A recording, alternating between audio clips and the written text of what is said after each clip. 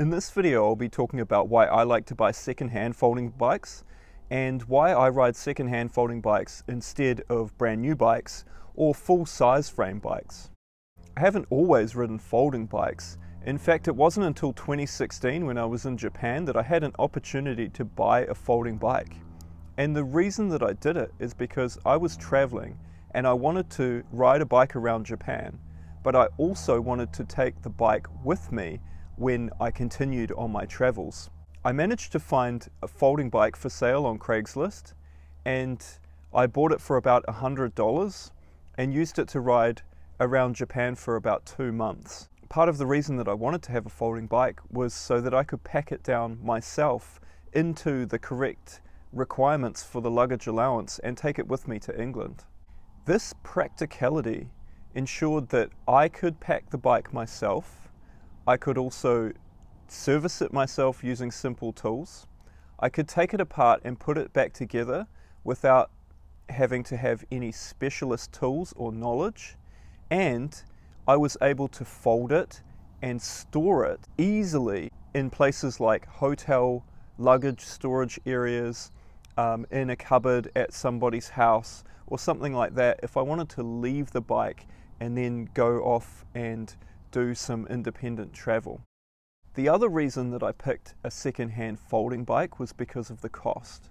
A lot of people think that folding bikes are more expensive than regular size bikes, but I've found that they're not. You just have to shop around a bit and you'll be able to find a second-hand folding bike within your price range. Another thing to mention about the price point is you'll be more likely to have a go at fixing it yourself. You won't be too worried about taking it apart and putting it back together yourself, and being able to get parts for a second-hand folding bike, it's a lot easier than getting parts for a brand new brand name folding bike. This all ties into the serviceability of the bike. I wanted something that I would be able to work on myself and get the parts needed relatively easily and cheaply secondhand anywhere in the world. The other reason I ride second-hand folding bikes is because of the style. So the style that I choose to ride is the 20-inch wheel folding bike. It is a good compromise between practicality and usability. I feel that the 20-inch wheels are pretty fast. They're not quite as fast as a big wheel mountain bike, but they're not as slow as a 16-inch wheel folding bike. So the 20-inch wheel bikes also have 6-speed gears on them, which makes it easier to go up inclines, and you can go a little bit faster along the flat. The other aspect of style that I liked about the second-hand folding bike, the 20-inch wheel bike, is the luggage racks. So most of them have a luggage rack on the back or space for a luggage rack to be fitted to the back. And you can also fit a luggage rack to the front. Having this ability to carry luggage makes it a lot more practical if you plan on traveling across country on your bike on a cycle tour.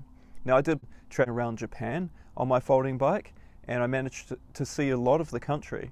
And then being able to pack it up and take it across to England, I was able to do more cycle touring over there and see a lot. And having the luggage racks on the back meant that I not only could carry my backpack and personal gear and clothing, I could also carry a tent and cooking gear and other items that meant that I could be more self-sufficient in my traveling as well.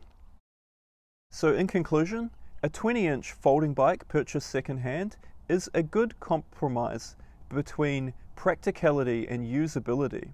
It also gives you the option to service the bike yourself and save money on parts and any things you might want to add to the bike, like racks and stuff like that. You can often get them secondhand as well. So you will be able to build something that you can use not only for practical transport around the city, ease of storage, but also something that you can tour on a cycle tour. So those are the reasons why I choose a secondhand folding bike. If you like this video, go ahead and hit join. For just $1 a month, you can support the channel and see more videos like this. My name's Andy, you're watching Hobocyclist, and I'll see you in the next episode.